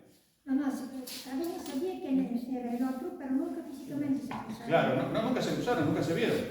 Uno lo conocía porque era el jefe de la Armada y yo era el jefe del otro ejército, pero nunca coincidió en un espacio de cruzarse en Buenos Aires a intercambiar ideas. San Martín pide en un momento una campaña marítima para apoyar el cruce de los Andes, o sea, abrirle un segundo frente a los realistas, que Brown la hace, pero la hace antes del cruce de los Andes, la hace en 1814. San Martín necesitaba algo parecido en 1817, que hiciera una maniobra y atacar Valparaíso, Concepción, para que las tropas se dispersaran. Lo mismo que él hizo en el frente de la cordillera, le sacaran más gente y se fueran a cubrir los puertos. Pero no estaba. A Perú llegó embarcado, la de Guayaquil. Sí, pero esa flota la puso Chile.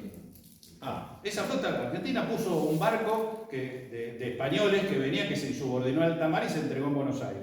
Entonces el corredor dijo, tomá, te mando estos barcos que se los entregaron. Y se los mandó. Pero de los 21 barcos, esa es la otra leyenda, de los 21 barcos que salen, 8 de guerra y el resto navales. ¿De dónde salen? Salen de Valparaíso. El tema es que dice, ¿ves? Los ingleses nos metieron todos los barcos. 2 barcos. El resto, 2 barcos se le compró a Inglaterra. 2 barcos a capitanes norteamericanos que ya en ese momento andaban pululando. Como ahora. Nada más que ahora la carga se invirtió, hay muchos más norteamericanos que... 2 a capitanes que venían con intención de vendérselo a Sala. Se lo compran. Uno es de un armador chileno que puso la plata, lo compró él y él se lo alquila a rédito de lo que obtengan de éxito, porque iban a porcentaje. Eso de romanticismo, todo por la camiseta, son el fútbol. Y el resto fue por captura de Blanco Encalada y de Cochrane. Es decir, ellos dos, primero Blanco Encalada, después hacen unas cacerías, capturando barcos españoles en el Pacífico, Claro. y los van incorporando, se interceptan, ¡tup! Vení para casa, vení para casa, le ponemos cañones, y así armaron esa flota. Entonces, sí, la tripulación era principalmente anglosajona, porque acá nosotros y los chilenos lo mismo, mucho más de ir a pescar, no había marineros naturalmente, se fueron armando después con los años. Entonces eran todos mercenarios, todos venían por la plata. Y a ver, y todos los nuestros que fueron a Perú, dice, ¿qué parte me toca del botín? Claro. No solo el militar, sino el económico. Echamos a 10.000 españoles de Perú, pero quedaron las haciendas, los ganados, los esclavos. Entonces se lo repartían entre los oficiales, con eso se cobraba. Todo el mundo tenía una moneda del botín que se había obtenido, porque si no, Sí, si no, no se puede. Volviendo a Guayaquil. Sí. A ver, San Martín estaba en una situación políticamente debilitado dentro del Perú. Él no quiere ser el ejecutivo, él no quiere ser protector. Cuando desembarcan en Paracas, por primera vez, los oficiales y parte de la logia que se forma, San Martín iba formando logias operativas, le dicen, si tomamos acá, en vista al entorno que estamos viendo de la sociedad, no hay un O'Higgins, o sea, no hay una persona que realmente sea aglutinante de la opinión política para que se convierta en protector. Entonces él lo pone en la carta, O'Higgins dice, voy a aceptar a regañadientes esa postura si es que las cosas salen bien. Entonces él ya no quería ser protector del Perú, pero bueno, habiendo una situación de crisis, toma Lima y él entonces crea ese cargo circunstancial por tiempo limitado y bajo un reglamento que se da él a sí mismo, cosa que es rarísimo, porque a partir de ese momento vos serías rey. La autoridad. Sí, sí. Claro. Bueno, Hace un reglamento, te pones limitaciones a su ejercicio del mando. qué integridad, ¿eh? Por eso, ahí es donde hay que sacar a Belgrano a la luz, que él podía haber hecho lo que quisiera. Y me dice, entra, abre la caja fuerte del Tesoro Español, y dice, ahora para casita. Claro. Sí. Los lingotes me los llevo. Y él puso un orden en lo económico, puso un orden Qué integridad. en lo militar, dejó aparte la justicia como independiente, como contralor de su propio mandato. Uno dirá, bueno, es más formal, pero podría haberlo no hecho. Podría haber dicho, yo dictamino, vos sos culpable, vos andás al paredón, ahora te confisco. Claro. Nadie le iba a discutir nada. Sin embargo, él deja la justicia como ente independiente. Declara la libertad de culto, aunque aclara que los funcionarios públicos que trabajan en el Estado tienen que ser católicos, apostólicos, romanos, pero a su vez dice, acá hay libertad de culto, cualquier religión está bienvenida. Hay libertad de prensa, cosa que la Inquisición prohibía desde Cabo Rabo. Hay una administración de los curros de la justicia, está perfectamente declarado, donde él toma medidas disciplinarias contra jueces corruptos. Él va a ser el primero que en ese año también va a ir a visitar por primera vez las prisiones que tenían los españoles como jefe de gobierno para mejorar el estado de estas personas que, si bien han cometido faltas, no están ahí para sufrir y ser ejecutados, están para mejorar y reintegrarse. O sea, la visión y el proyecto, más allá de lo militar, en lo social, bueno, obviamente abrir escuelas para mujeres y la biblioteca con parte de sus libros. Con parte de sus libros. Lo deja ahí. De hecho, lo nombran doctor honoris causas en la facultad de la Universidad de San Marcos. Eso es un detalle que no saben. Lo nombran doctor honoris causa por el hecho de habilitar, no es que no tuviera, obviamente que tenía biblioteca Lima, Lima competía en poder y elegancia con Madrid, por ejemplo. Madrid era Madrid. Eran las dos competencias, no la de México, era Lima y Madrid. Entonces lo que pasa es que estaba restringida a cierto inventario público. Pero me dice, no, la gente tiene que saber leer, tiene que instruirse, educación, educación y educación. Sin eso no se puede ser nunca un buen republicano.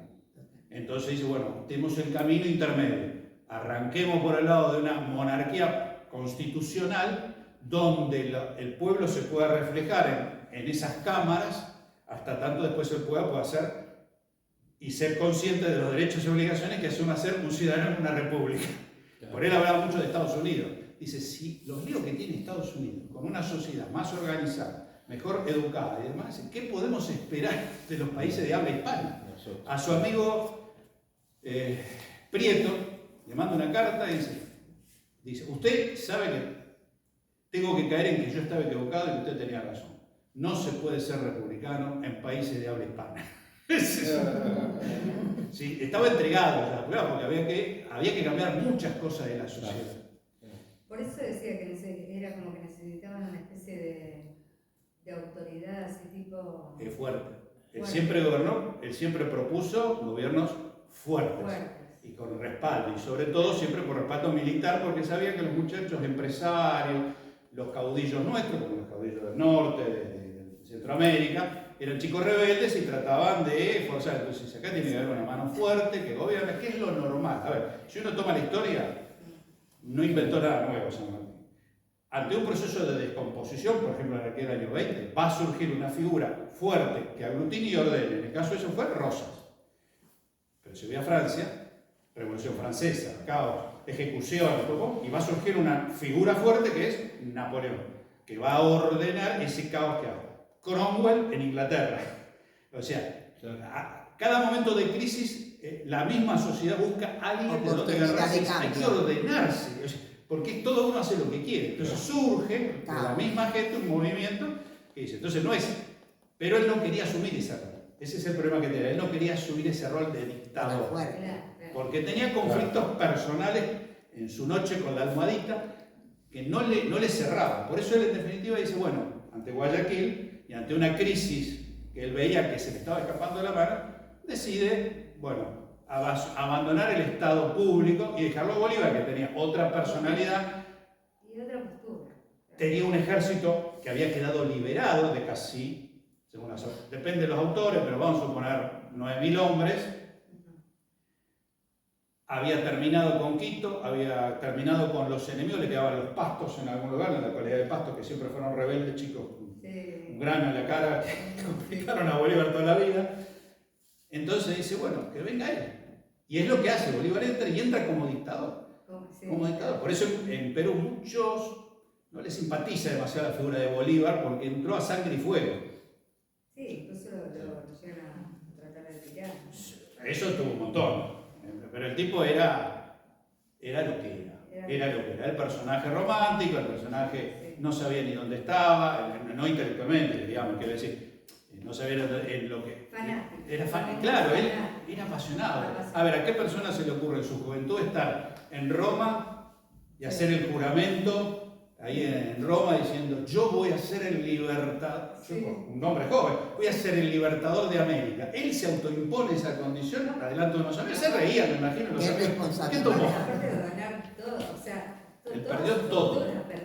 Él perdió toda su fortuna, era más fácil sentarse y negociar y salvar su riqueza, e irse a vivir cómodo, genial, como un dandy, millonario en Europa, y sin embargo, perdió todo. Arruinado, enfermo, tuberculoso y en manos de un español en Santa Marta. Entonces voy a decir, bueno, hay que reconocer, pero no tenía un problema, creo que digo, con San Martín, porque siempre acá nos meten esa idea. Si alguno fue al Museo Histórico Nacional, está el dormitorio de San Martín. Sí, un cuadro de Bolívar. Ahí. Le dijo a la hija que pintara un cuadro de Bolívar que tenía la liga. Yo me imagino, lo odio a la persona. A Mercedita le dijo. Claro. Sí, lo hizo, según él recordaba. O sea, yo me llevo mal con él. Le pongo un cuadro, cada vez que me levanto me estoy poniendo los pantalones. Soy un masoquista, voy a comer algo, me siento en el comedor, lo tengo a Bolívar. Tengo que autotorturarme, es para psicólogos. Claro, sí. Realmente no, él entendió que era un adversario circunstancial, no un enemigo, tenía una mejor posición política, que no la tenía San Martín. Ya el acuerdo entre Monteagudo y Mosquera, que era el representante de Bolívar, de esa alianza peruano-colombiana de fraternidad, unión recíproca, que es uno de los primeros casos que hay de ello. Y a los peruanos muchos no les gustaba que viniera Bolívar a imponer que era... Es decir, nosotros fuimos el virreinato. Va a venir de la capitanía de Chile a darme órdenes, ¿viste? Medio como que no se lo fumaba, vamos a ser honestos. Entonces ahí había unas políticas muy fuertes. Una preguntita. Perdón, tengo dos. A ver, porque le tengo que terminar de Guayaquil. Ah, bueno. ¿Puedo hacérsela o la No, articula? pero guardámela si lo dejo al Sí, borde. cómo no, cómo no. San Martín tiene una batalla anterior, o sea, cuando está a punto de partir a reunirse con... Primero, ya se iba a reunir en febrero con San Martín, en Guayaquil. San Martín parte, pero por unas batallas que él está enfrentando, no puede llegar y San Martín tiene que retrotraerse. Deciden ir juntarse en julio, y en el interín se produce la batalla de Macacona. ¿Alguno la escuchó? Poco y nadie. Es una derrota que tiene el ejército republicano.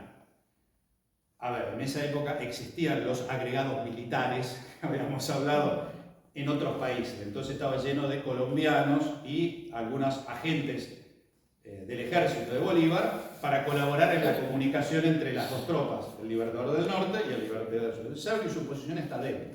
Sabe que Monteagudo ha tomado, digamos, es la cara visible de tomar represalias extraordinarias contra todos los realistas que había en el Perú. Confiscación de bienes, expulsiones forzosas, medidas contra los que se quedaban, medidas contra los criollos que se quedaban. O sea, Monteagudo es un alma, que acá tiene la estatua en el barrio, Sí.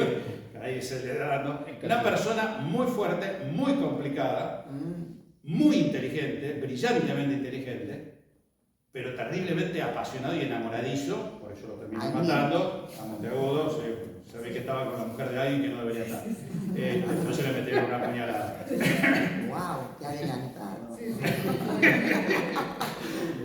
Entonces San Martín estaba en una condición de un ejército con internas muy feroces.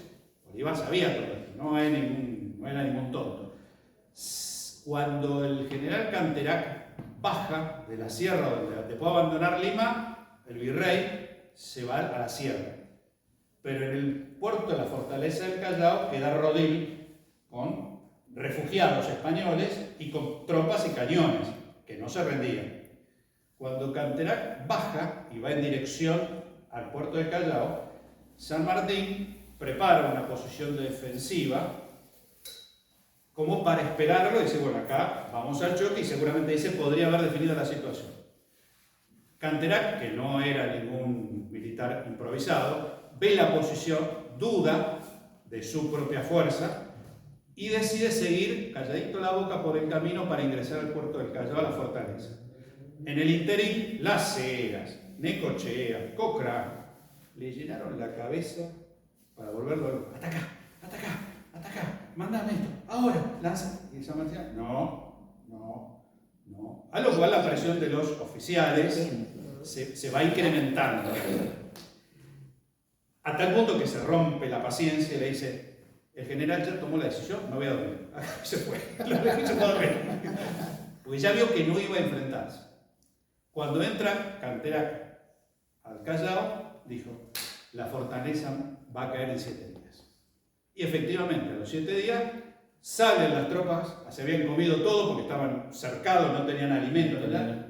Todos los que entraron se comieron lo que quedaba, la fortaleza se rinde sin disparar un tiro.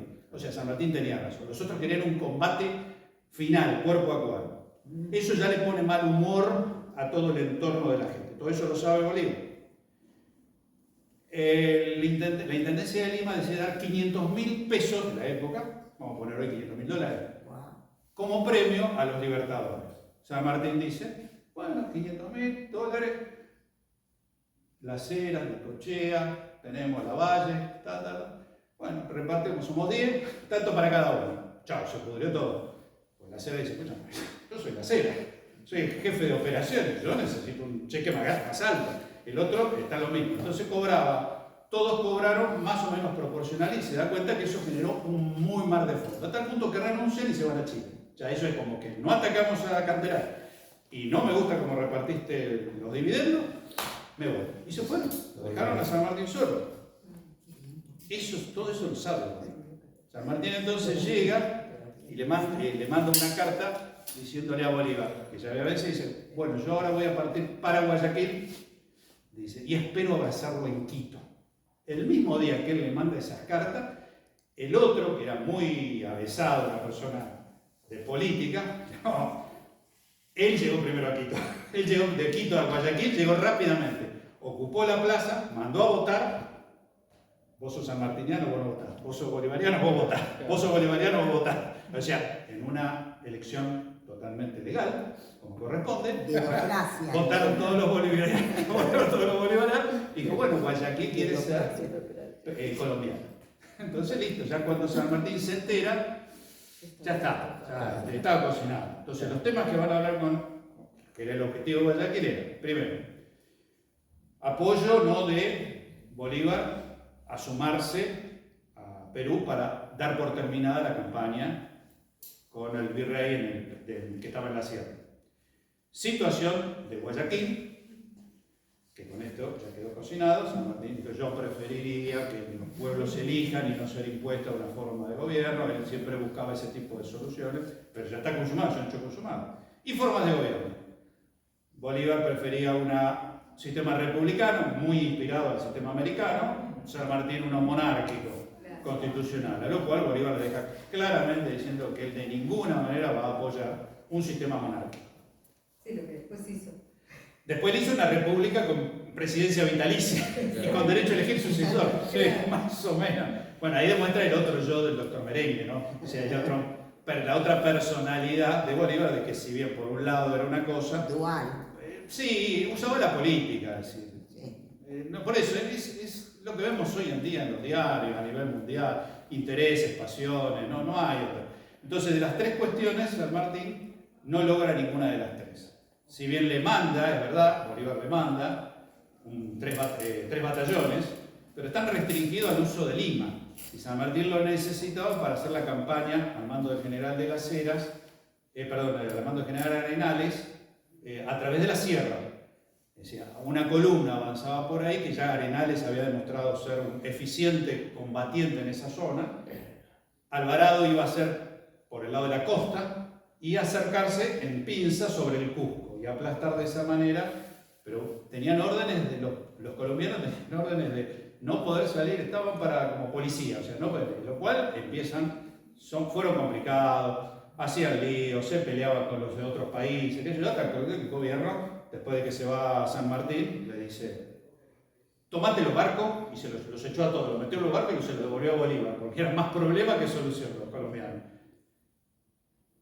Intencional, tenían órdenes de generar ese malestar, no se sabe, eso no está escrito, nadie no da una orden, pero eran personas. San Martín entonces se encuentra en una posición debilitada, están en la cena de fin de año, saludamos por los dos grandes libertadores y el otro, nuestro, bueno, para que nuestros objetivos se cumplan, o sea, un ego muy grande, los únicos dos libertadores, él y yo, y el otro el nuestro, se dice, bueno, por las ideas y porque termine bien la campaña. Márquez se va, ya lo tenía decidido desde hacía casi un año, le había escrito a O'Higgins diciendo que iba a estar no más de un año en el gobierno y que iba a renunciar, o sea, no hay ninguna novedad, estaba escrito por él de puño y letra. A él, pasa que todo el mundo decía, bueno, se va a quedar un poco más, pero ya vio que la situación era ingobernable, que él era una traba para que Bolívar pudiera ingresar, que es lo que va a hacer un año después, primero Sucre, después Bolívar, para poner el orden en el caos. Y él ya se retira y ya no quiere participar más, aunque está siempre coqueteando, por eso no viene a Buenos Aires a ver a su mujer, casi un año tarda, por diferentes causas. Un poco era ver qué pasaba con Perú, por si tenía que volver. Otro poco era para que no lo juzgaran en Buenos Aires cuando se llevó el ejército de los Andes. Era complicado porque ahí te fusilaban, no es como que confío plenamente en la justicia, vamos a investigar. En ese momento era, sos culpable, pasa al paredón, 15 minutos de Pero prueba. tenía peligro de muerte cuando él decide. Él siempre tuvo peligro de muerte por atentados en Perú, por atentados en Chile. Y por eso decide exiliarse. Ahí ya ve que no puede vivir en ningún lugar de América. Ya no había posibilidades porque tenía enemigos en todos lados. O'Higgins de Perú se va a Chile. Lo recibe O'Higgins. Sí. Enemigos de todas partes. O'Higgins, digamos, le explica que la situación está muy convulsionada en contra de O'Higgins y en contra de San Martín, por la acción de Cochrane y demás. Él ya los primeros días de enero del 23 dice, bueno, me cruzo, y se cruza. A fin de mes, 10 días después, O'Higgins renuncia y se exilia en Perú y queda en Perú hasta que se muere. Y le manda la carta, dice, me alegro, lo felicito que haya renunciado al mando, es lo mejor que pudo haber hecho en su vida, le dice O'Higgins. O sea, fíjate la fobia que le tenía de ejercer el mando, pues son cartas privadas, estas no son cartas eran publicadas. Entonces uno está viendo al hombre común, está viendo al amigo que le dice al otro amigo, Claro. che, me alegro, y si es lo mejor que puedes hacer, te retiraste, bla, bla, bla. El famoso de que lo peor que es ser un hombre público. Entonces Guayaquil está cocinada. Ella viene y dice, señores, listo, instalo el Congreso está formado por el pueblo peruano, que decida en ello la forma de gobierno, vermú con papa frita y good show. Agarró y se fue. Dijo, ya está. Me voy esta noche, le dice a Guido. No, ¿cómo se va esta noche? Sí, ahora salgo. Dice, no, pero Guido le dice, no, pero ¿cómo te vas a ir? No, usted que desee, denle una mano a Lemar, que lo dejo a cargo del Ejecutivo. No, pero me voy. No, bueno, deme las cartas para su señora que yo se las llevo. Y se embarcó y se fue. Y así nomás, directamente. No hubo manera de hacer, ya agotó la paciencia, sabía que él no podía llegar. Después está la famosa, que sí, se quiso poner subordinado a Bolívar. Ahí entran otros juegos en valor. Los peruanos estarían en condiciones de que su comandante jefe sea segundo de un colombiano. Estamos hablando de la pelea del pueblo contra el pueblo. Los oficiales del ejército peruano no iban a querer estar bajo las órdenes de una persona a la cual no soportaban, que era a Bolívar. Sí, los bolivarianos, pero el ejército de Perú responde a Perú. Entonces, difícil esa situación política en la interna. Bolívar tampoco quería tener como segundo a un tipo altamente capacitado y que podía ser también un escollo para sus futuras campañas. Entonces tampoco podía ser aceptado eso. Si bien dice, no, eso San Martín le explica. Olvidémonos de la carta a Lafon, que es una carta que es donde describe todo eso, pero que supuestamente a muchos autores dicen que fue hecha posterior, por cómo están descritas las cosas, pero bueno. Pero San Martín de puño y letra le escribe a Castillo, que es el presidente de Perú, y le dice, y en la reunión de Guayaquil yo me puse a disposición de Bolívar para ser su segundo. Bueno, ahí lo está diciendo él en primera persona, está claro. Es raro, y no es raro, porque eso ya lo había hecho San Martín cuando estaba en Chile, que la flota no salía, que estaba trabada porque se dudaba si asumir o no los gastos. Buenos Aires no puso una moneda.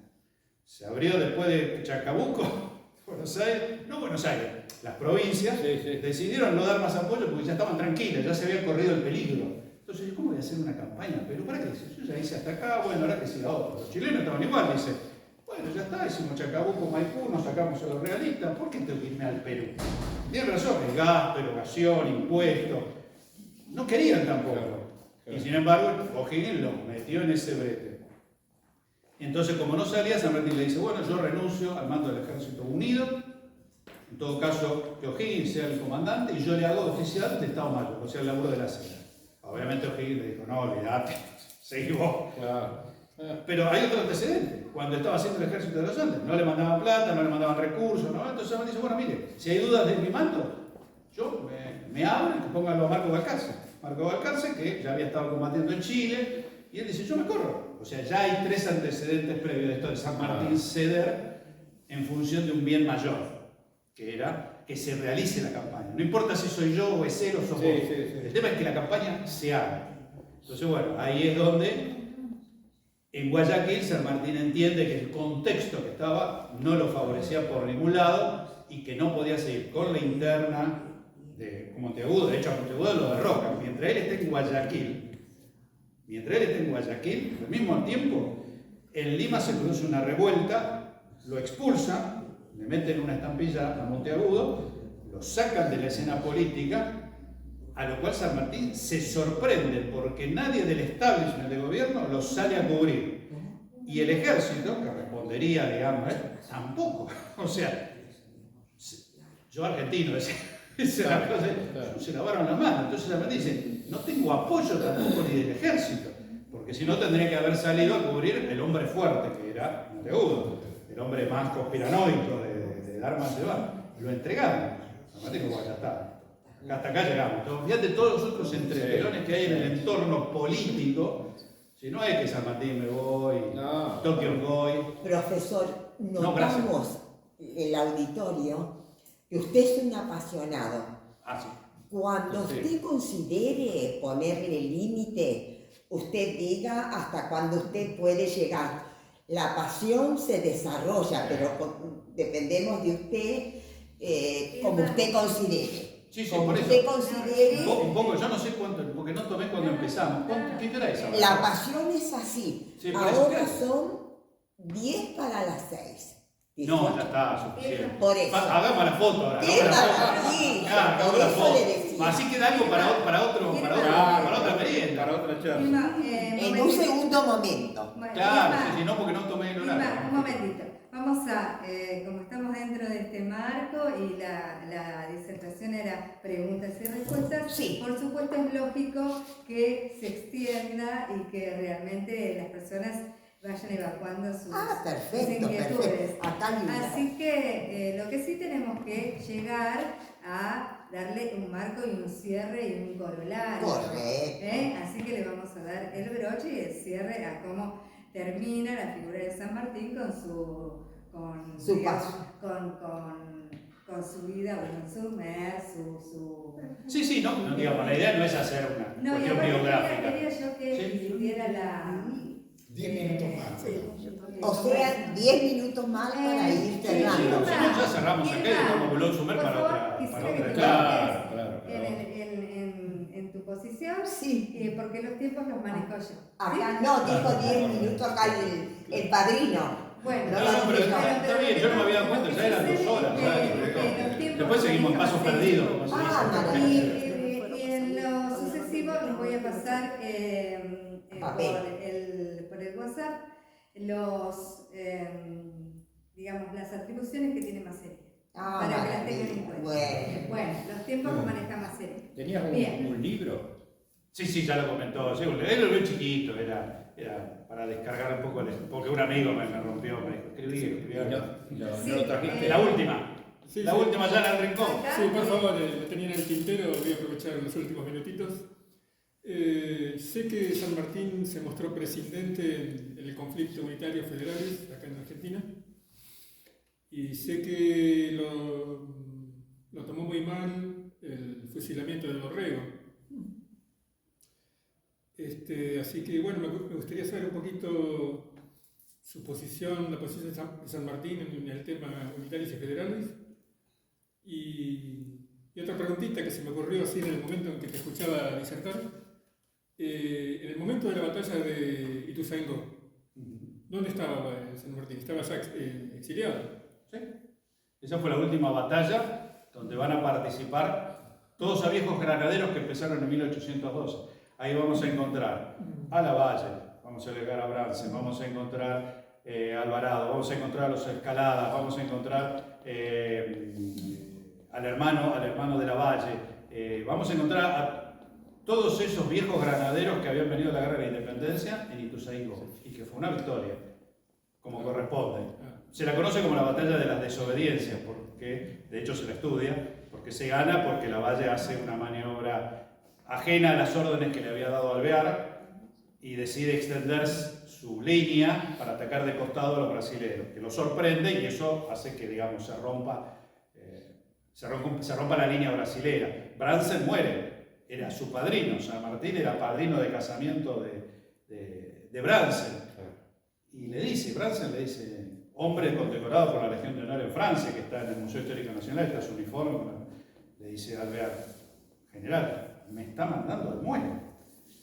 Y el otro, el Alvear con su soberbia, le dice, usted está para cumplir orden. Agarró y bajó y atacó y se murió él y el hermano de Lavalle, porque me está mandando una posición de infantería.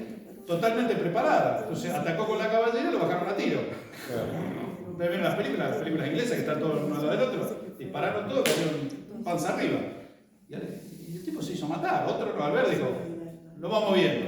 Agarró y se fue por otro lado, se puso el río por otro lado, atacó y ganó. Eso se la conoce con la batalla de la... Tenía abierto el camino a Río de Janeiro, ¿no? ¿Cómo? Tenía abierto el camino a Río de Janeiro. No. Eso es un error nuestro. El ejército está vencido, pero no está derrotado. Vencieron en la batalla, el ejército se retira brasilero orgánicamente. O sea, iba a tener que haber otras futuras batallas si uno quería saber. No se fue de desbande. Fue derrotado y se repliega organizadamente. Y bueno, hay que perseguirlo. Pero vos cada vez que te metés, te estás metiendo en territorio enemigo. Con brasileros en los pueblos, en todos lados. Y a su vez Brasil tiene las victorias en el Río de la Plata. a lo cual está cercado la posibilidad de que entre y salga ningún refuerzo marítimo, porque Brasil era el dominador de la Río de la Plata, más allá del valor de Brown.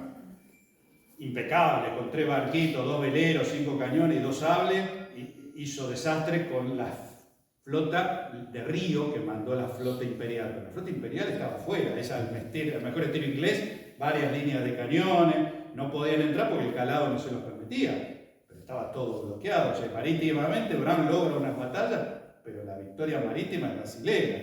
Si a eso le agregamos que no es una batalla que sea contundente, aniquiladora, fue una batalla, una victoria, y el ejército dice, me la puso, me la voy a replegar. Y con los unitarios y federales, San Martín no quería, aceptaba gobierno fuerte, era lo que siempre dijo, pero no estaba dispuesto a avalar ampliamente eso. Sí le deja el sable a Rosas, pero por su actitud ante las presiones de las potencias extranjeras, el bloqueo francés de 1838, no por la vuelta obligada. El sable está donado antes de la vuelta obligada. Es por el primer bloqueo. Todo el mundo te dice, no, le dejó el sable por la vuelta obligada. Ni que ver. La vuelta obligada fue un año después. El ya lo dejó por testamento, pero el primer bloqueo. Pero después tiene críticas en cartas privadas a San Martín diciendo que a veces la mano era muy pesada, con mucha gente que él conocía de la época de la independencia y que había sido ejecutada, degollada, de orín violón o degollada de atrás. 10 minutos habíamos dicho, tenemos que sacar la foto. Tiene el gobernador, la presidenta. Quería un poquito que explicara esto de... ¿Esto? Sí. Ah, el morreón. Sí, sí. Esto, se le llama morrión. Todos lo conocemos morrión. Qué bonito que es. Qué bonito que es. Claro, si San Martín lo ve, dice, no lo conozco. Ve a los granaderos hoy y dice, ¿qué ejército pertenece? Bueno, mío, nunca tuve plata para doble hilera de botones, villa, nada, estaba quebrado. Acá lo que tenían una pequeña granadita, que por ahí está ahí abajo. ¿Cómo fue creado el regimiento de granaderos? Haciendo una muy buena selección apenas llegó a los modelos que San Martín traía, que había estudiado en Europa, en el estilo francés, eligiendo los mejores de los mejores físicamente, oficiales principalmente entre las mejores familias de Buenos Aires, por eso a veces quieren hacer un corte transversal, ¿no? Diciendo de que el ejército era popular y que yo sí, como es en el día de hoy, soldados y suboficiales es una clase más baja de la sociedad, claro. Los oficiales eran perfectamente seleccionados, necesitaban gente que supiera leer, escribir, que fuera instruida para recibir órdenes, para leer una carta de navegación en el medio de la selva, claro. O de un monte. Hasta hoy sigue la pica. Siempre hay siempre hay oficiales, suboficiales y tropas. Bueno, y esto es, el nombre real es Jaco, es un invento tipo de casco que inventan los húngaros principalmente, que después se hace muy popular por toda Europa. El morrión es ese que usan, ¿vieron los conquistadores españoles? Ese casco con esa base. Ese es realmente el morrión. Pero bueno, todo el mundo lo da así. Tiene la función, obviamente, el casco.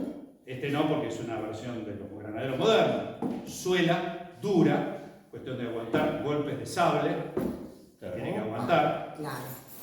La cucarda que va acá, o le llaman galápagos o raqueta, que es para, si yo me lo pongo así, por ejemplo, de este lado, hay algunos que, el de escalada, que está en la Museo Histórico Nacional, que se usó en Brasil, tiene de los dos lados, es para tratar de amortiguar en parte los golpes de sable, lo mismo que este es el barbijo de bronce, sí.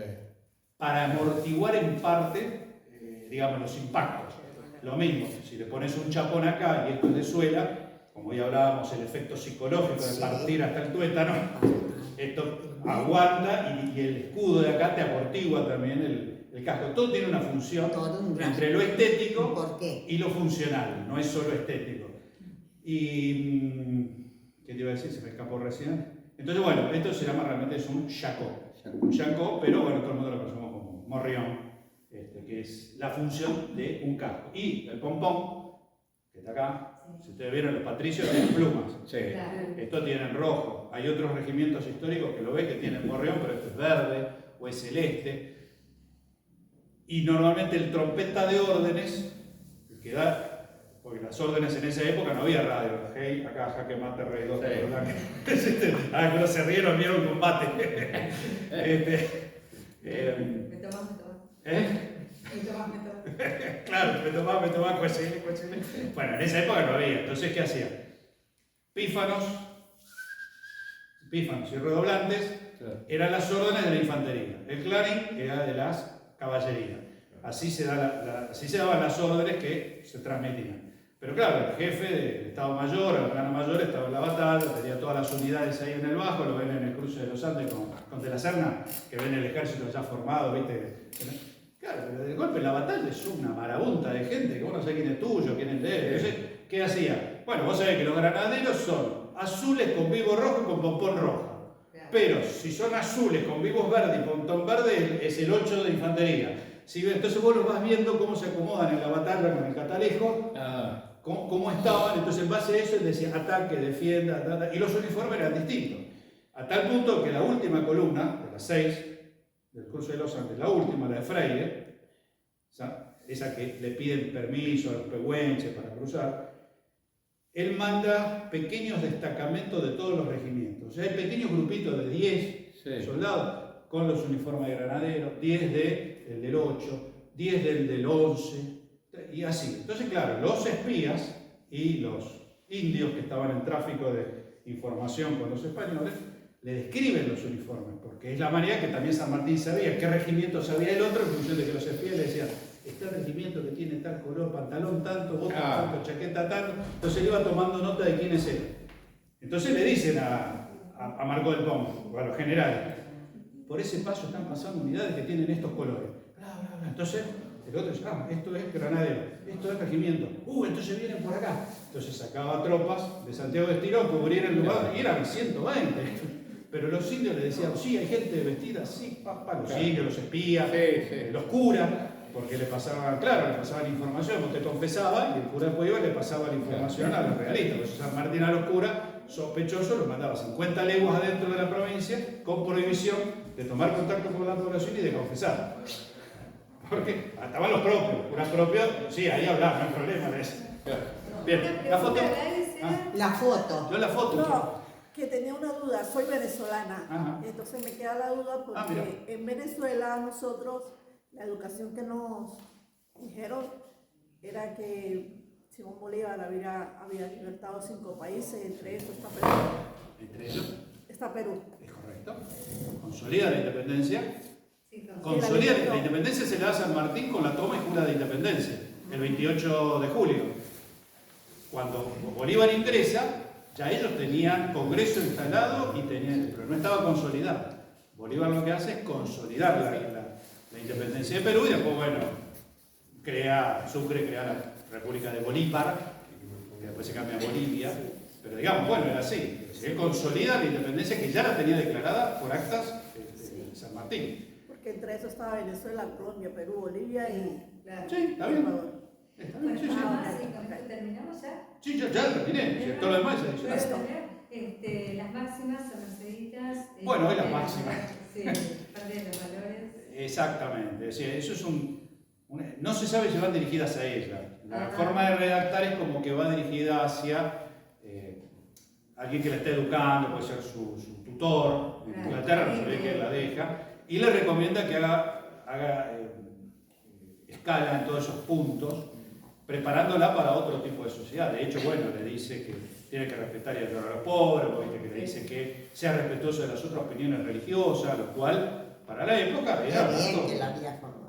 ¿Cómo? Qué bien que la había formado. Eran las bases como para que sea una buena dama, él siempre lo reconoce, es una dama preparada para los estándares de la época, obviamente, no para ejercer un mando político, pero sí como que lo que fue una excelente hija, una excelente madre,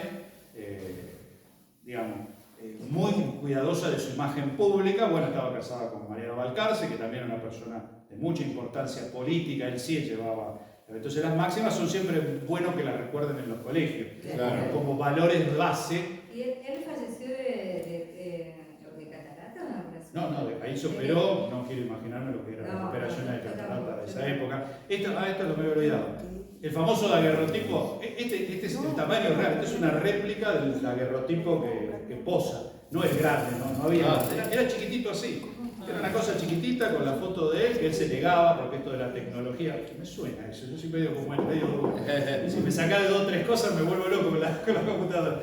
Sí, no le simpatizaba esto de sacarse una foto, ¿viste? Él era más de los retratos, que era lo normal. Claro. Bueno, y me imagino a la hija lo que debe haber, vamos papá, vamos papá, vamos papá.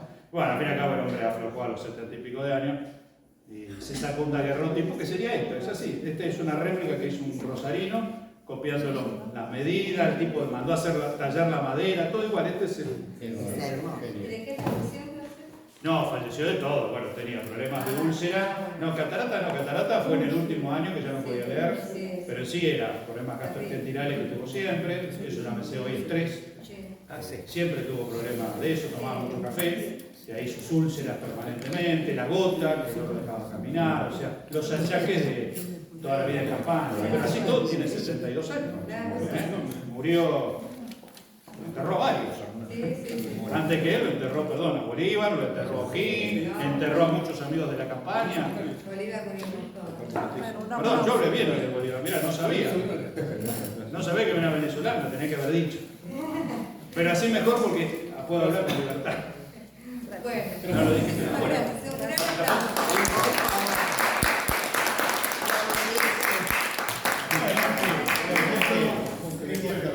Y la que estamos juntos el frío de campeonato, la próxima vez No, pero está cerrado.